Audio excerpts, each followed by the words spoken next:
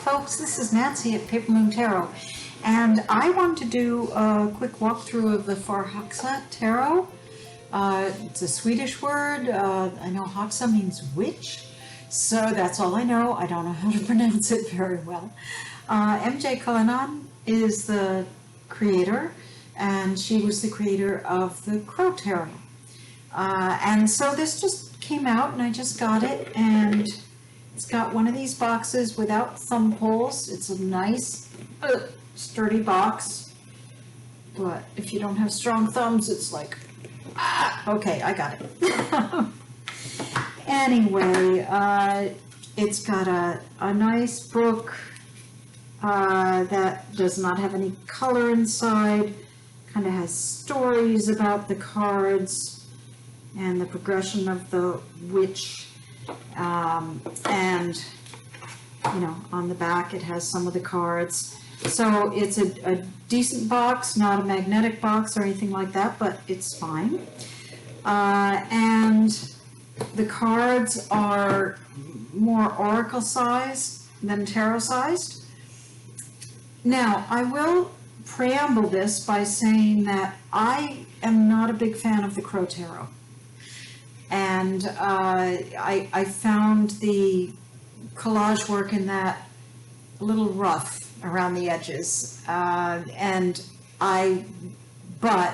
you know, that said, I feel in this deck the creator has come a long way in her work. And I'm no expert in collage or digital collage, but I didn't care for that deck. I looked at this deck online and I thought, maybe. So either my taste has changed or she's improved or both, but I like this deck a lot better. And I think she has made some strides in the way she's handling collage, which is wonderful because we all want to get better at what we do. So I think that's a compliment. So this deck is a fairy deck. And as I mentioned, the cards are oracle sized. The card stock is okay. It's kind of a US gamesy sort of stock, not super heavy, not linen-y, not really matte. It's more like a satiny finish, which I can't get the light is catching that a bit. Not shiny, but not matte, not pure matte. I often think that a creator does that when they have bright colors in the deck. The colors pop better when it's not a flat matte, and I get that. So that's fine. As I say, the cardstock isn't exceptional, but it's fine. It's not flimsy by any means. A little slippery in the hand. I'm not a great shuffler, so I can't tell you how it shuffles, but I suspect it shuffles pretty well because it's very flexible. The backs of the cards, you may see up here, there's a little bit of bleed, like this darker navy blue, both at the top and the bottoms of the cards on the backs. See, there's sort of a dark blue leaking down there. I think it's a printer problem, and so it kind of mars the backs a little bit. They're very pretty backs, but they do have this little thing going across all the cards, so that's too bad, but not a big deal. That's the box, that's the cardstock, that's the size of the cards. So let's take a look at the images. This is the Fool. Some of the cards are a little busy, a lot going on, but that's okay. That's why I think she chose the larger size, so it lets us really see the art. There are a few cards, and frankly this is one of them, where the collage is not quite as crisp as I like to see it. And frankly, one of the things, there are a couple things I look for, and I'm no expert, but one of the things in collage is the way hair is. I mean, hair doesn't do that. Hair isn't one solid line like that of, you know, an enclosure of color. Hair has texture to it. So that always bugs me. But it's a collage thing and it's an artist's choice. So you will see that several times through this deck. Another thing that I look for in hand-drawn art, and I think this deck is a combination of collage and hand-drawn art, is how well an artist can do hands. And I find that sometimes that's a downfall for some artists. This one varies in this deck, but so those are just two little things I look for in terms of the art quality. But here's our Fool, and she is not in the traditional jumping off the cliff, but she's there with a hive of bees, which I guess has its own risks. You might have to be a fool to sit on a hive of bees.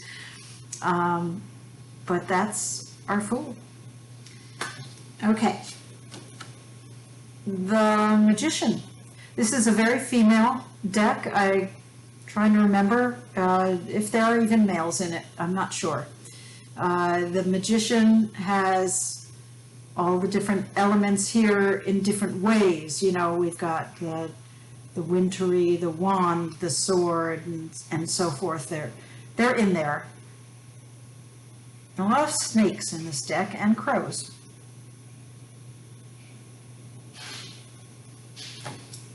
The High Priestess. It's interesting. This card is a little different. It's more like it's almost all artwork rather than collage. And I kind of like it. I wish she'd do a whole deck of that instead of the collage. I like where she's going with collage, but I think this is a little truer card to me than, for example, the Magician. It's more primitive and earthy looking, and I kind of like it. So anyway, so the High Priestess with two sets of wings because it's a fairy deck, the two trees in place of the columns, the moon at her feet in various phases. The Empress. I don't particularly feel like an empress needs to be pregnant. A lot of them are. I think an empress has more power than just the ability to give birth. The empress should be something that can be, I don't know, taken in by people who are male, female, have children, don't have children. She's not just about that, she's about nurturing. And so I always like an empress who's nurturing without having to be in the condition of pregnancy at that moment. But anyway, that's more of a general comment. This is a lovely card and very pretty. You know, it's a collage-y one, but it uses it quite beautifully, I think. The Emperor is a very interesting interpretation. The kings in this deck are they're called elders, and so they all have white hair. I think for deck creators, if you want to show age, you basically change the color of the hair. They don't often change the faces to have more character, but so it feels like the Emperor is made up of the four kings, of the four suits, of the king power of water, fire, air, and earth. And I think that's an interesting interpretation of the Emperor, that it's basically a king that incorporates all of the elements. Okay. The Hierophant is a fascinating card. My read on it is that the tree is the Hierophant. This is the supplicant. And the roots of knowledge go down deep. And that's an interesting interpretation of the Hierophant. And in this day and age with climate issues and so forth, that the trees have something to teach us. Nature has something to teach us that we have not learned very well. Okay, here is the Lovers. Again, it's kind of a question to me, you know, on the traditional Rider-Waite-Smith, there's like an angel and two lovers. Is this the angel or is this one of the three lovers? The choices suggested in the lover's card. And I suspect it's the latter, that there's someone trying to choose between these two other people. I really like this chariot. This woman is basically driving two bolts of lightning. You know, she's moving along with the power of lightning rather than horses or sphinxes or whatever the chariot usually shows. And she's flying through the sky on the power of lightning. Very cool chariot to me. A very pretty card. Okay, and here's Strength. And it's interesting, this is a fairy deck, but she doesn't seem to have wings. She doesn't seem to be a fairy, I'm not sure why. But she is exchanging something with this dragon, whether she is holding the dragon at bay, trying to control it, like Strength controls the lion, or the dragon is giving her some power. Anyway, it's an interesting card, interesting exchange of power or control. The Hermit. It's a very interesting hermit. She looks a little sad, and I don't think of the Hermit as being sad because I personally kind of like getting off on my own now and then. Some people don't like that. But I always think of the Hermit as someone who chooses to go off and meditate and think. Now, you know, this person is sort of looking into the water, reflecting on things, and certainly the feeling of being alone. It's a very pretty hermit. I like it. It's interesting. Wheel of Fortune. And we can see all the seasons going around here. And the two ladies seem to be about to flip the wheel.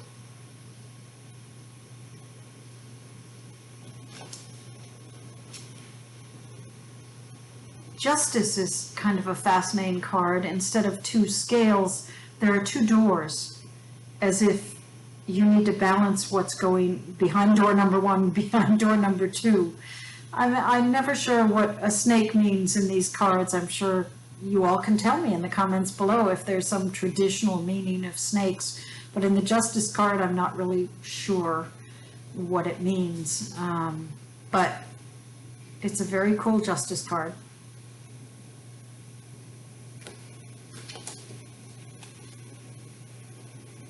The Hanged Man, which we always like to look at right side up and upside down, seems to be a creature that's being held by another creature, another winged creature, flying through the air.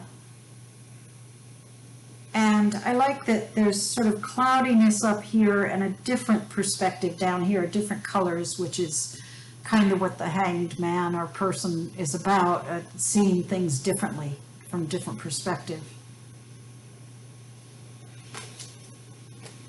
This is like one of my favorite death cards. That mask-like face is kind of pleasant looking, but kind of scary.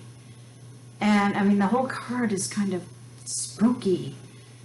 The flowers, as you often see in a death card, flowers or something like that indicating rebirth, they're black here. And she's touching the nose of maybe a wolf who's died in the snow. But she looks compassionate. So overall, I just love the look of this death card, and I think it has a lot going on in it. It's very interesting. Temperance. Instead of somebody pouring water from one jug to another or somehow distributing the water is flowing down over her in equal parts. It's a nice interpretation. Here's our devil, she's kind of creepy looking. Her face is kind of creepy, but she's sort of being like a seductress, getting this fairy to fly towards her, and here are all these other little fairy lights, other fairies she's going to try and entrap in some fashion, I guess.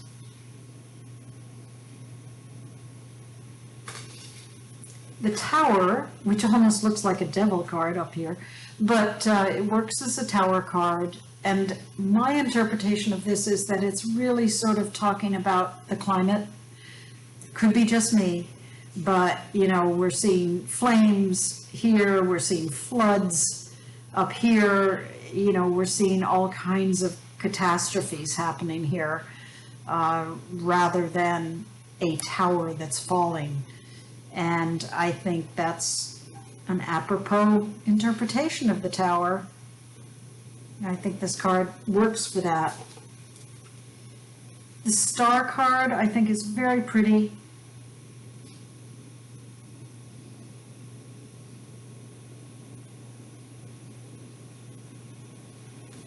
I love the star card in most decks. The moon has the woman and her reflection, her darker reflection here. And, you know, it seems like the moon is shown in reflection here. Very interesting, very pretty palette, color palette in this card. Now the sun card is one I'm confused by a little bit. Usually the sun card is so bright, and there is a bright ball here, but it's a very dark card, and I'm not sure what's being said here. There's cloudiness, there's darkness, so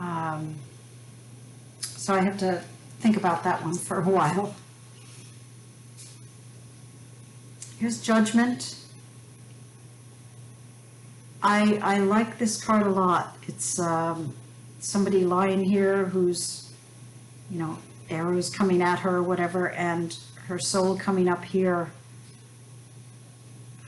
Again, a very, very pretty interpretation of this.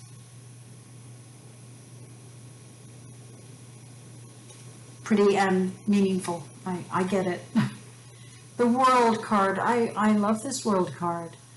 It's those luminaria that you light like bags or whatever, and they float into the air. And she is setting off all these lights out into the universe. I think that's a great interpretation of the World card.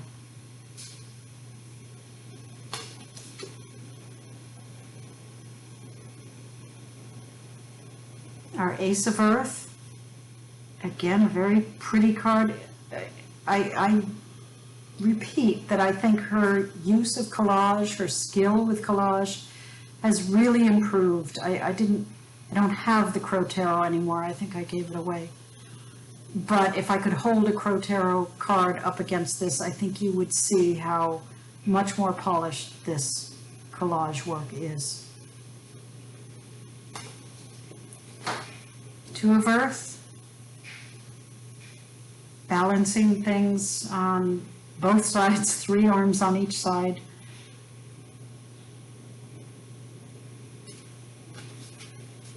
Try to go a little faster here. This is the 3 of Earth, the 3 creatures, the fox, the tiny fairy, and the crow, kind of working together in this natural habitat.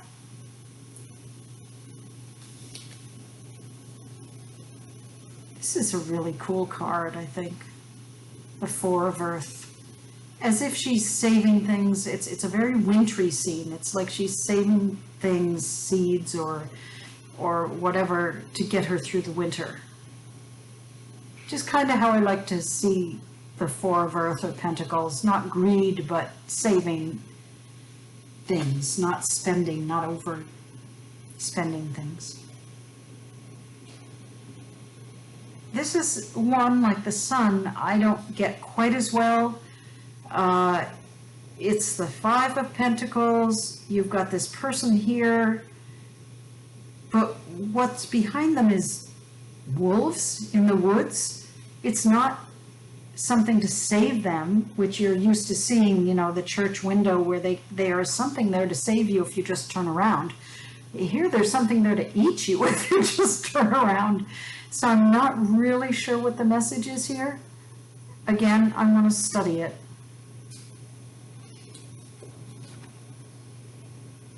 Unusual face on this card, the Six of Earth. Almost as if you're sharing between seasons of more wintry landscape and a more spring-like landscape. And, you know, again, I'm not sure of the exact interpretation of giving, sharing, whatever is going on here. But it's pretty. The Seven of Earth. This is another one of those cards that has a lot of hand-drawn art versus collage, and I like it a lot. I wish she'd do a whole deck like that if she's listening. Beautiful colors. The Eight of Earth. It's like she and the bees and the flowers are all working together to get it right, to master the whole process, which is a natural process, which makes sense for Earth.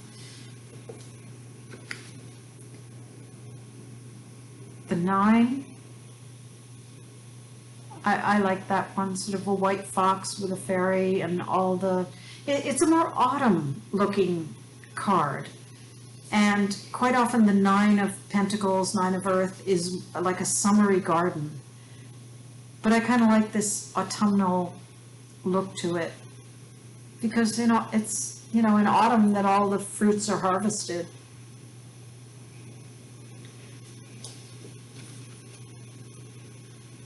And then the Ten of Pentacles.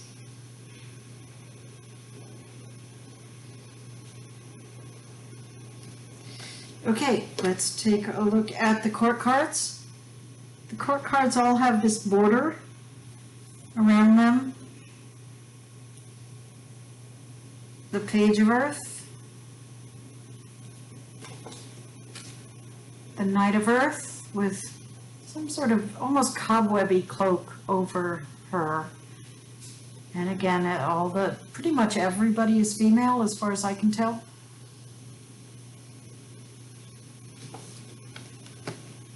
The Queen of Pentacles, beautiful card.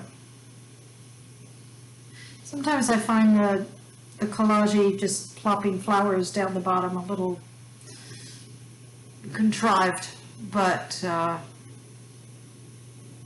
they're very pretty. And the king is called the Elder. Again, old people in decks often are old because they have white hair. I don't see a lot of age on the face, but there's our King of Earth. So let's get into the cups. Ace of Water.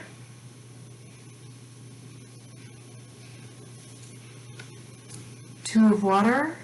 It's a very pretty depiction of two people in water having a relationship, I guess. Three of Cups or Water. Celebration.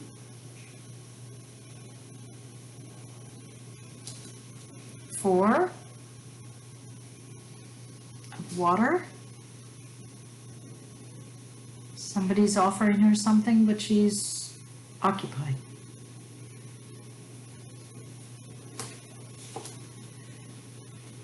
Five of Water, Five of Cups.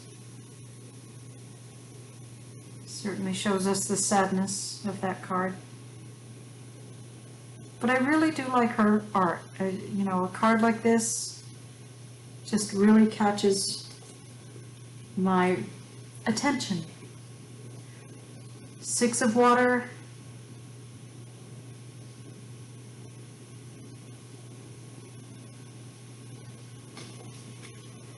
Seven of Water.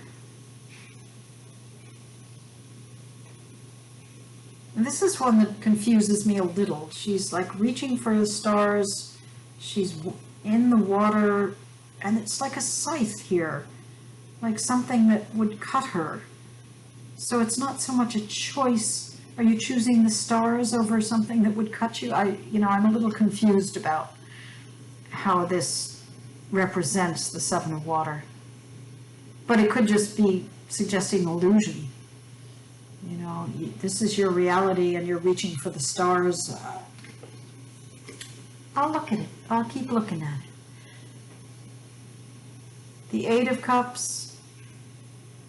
Somebody moving on. Nine of Cups. There is some body diversity in this deck. Not sure so much color diversity, but they are fairies. I'm always like, are they blue? Are they white? 10 of Cups with our rainbow, of course. Okay. Page of Cups.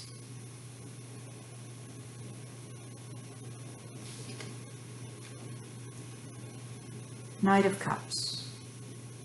And instead of a horse, some sort of sitar or musical instrument to travel with.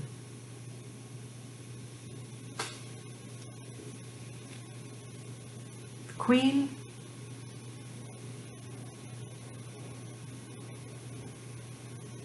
Again with the flowers plopped down here.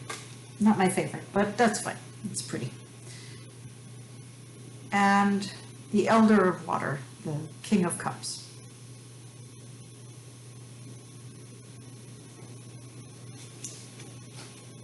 Okay, Ace of Air. I like the air suit in this deck. That's very cool, I think. Two of Air. Here's our crows. The creator loves crows. So two choices there. Three of Air. It's a more interesting than that heart with swords through it. It's somebody who's obviously been wounded. To me, the Three of Swords, the Three of Air, suggests that, well, first of all, threes are growth and swords are knowledge. So to me, it's like having a breakthrough, learning something that hurts you to learn. As we all grow, we learn things that, it's hard knowledge to gain. And so to me, it's not the heart being pierced as much as the mind coming awake to something that isn't always comfortable.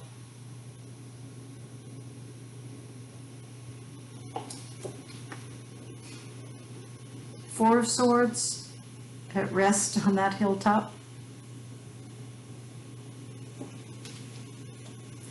Five of Swords, again, like a couple of the other cards, this is one I don't really get. She looks like she's singing. She should have a microphone in her hand. And the Five of Swords is more like being abused or somebody's taken advantage of you. She looks like a big band singer to me, so I'm not really sure how this reflects the meaning of the card. And again, I want to study it like the other couple that I was like not sure of, like the Sun. Okay. I like that Six of Swords.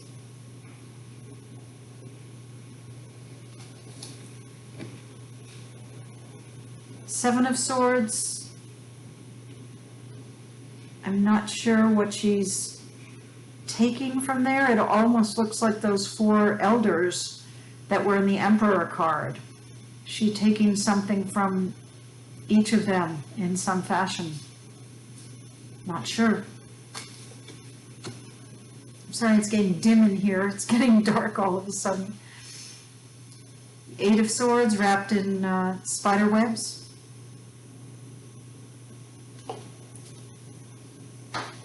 Nine of Swords. I like that. It's very, very nice. It's nice, but it's not a nice card. So somebody having nightmares. 10. Very sad with the pegs in the crow and in her hands, but at least swords aren't going right through her body. Okay, the page. I'm going to speed up so we don't get in the dark here. The Knight.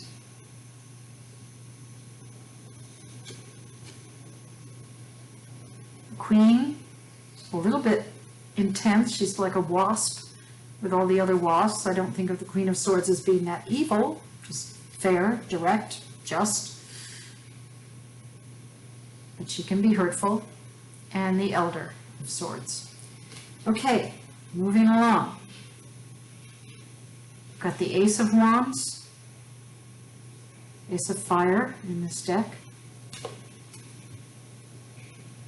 2 of Fire, it's quite a dramatic card.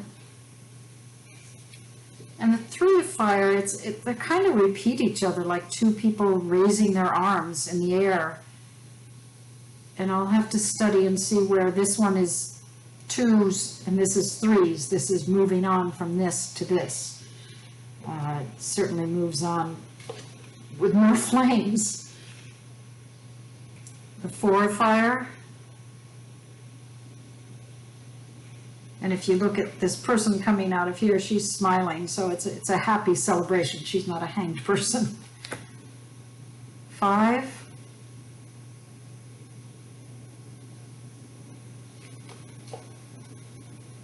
6 of Fire.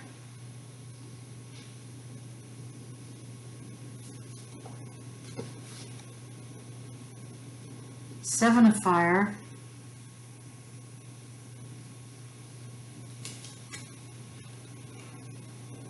8 of Fire. I like that there's real motion in there from the birds rather than just a bunch of wands flying through the air.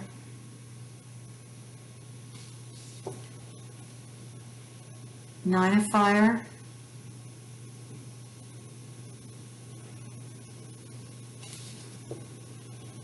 And the 10 of Fire. Again, a very pretty card that feels more like it's the original artwork rather than collage layers.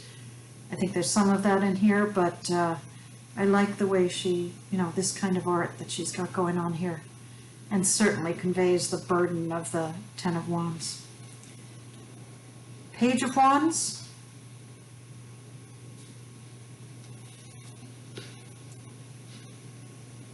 Knight of Wands.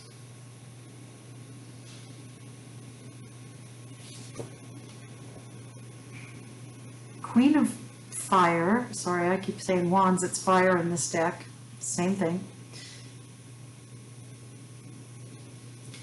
And the Elder of Fire. So, that is the Forhaxa Tarot, and I think it's a beautiful deck. I think the artist has come a long way since the Crow Tarot and given us a deck that is worth getting, worth looking at. I think it has a lot of layers of meaning in it, and it's very beautiful to my mind, and I approve. I recommend it, and I'm going to enjoy working with it. So let me know your thoughts about it, and if you have it, and if you like it, and why. And I'll see you guys next time. You take care.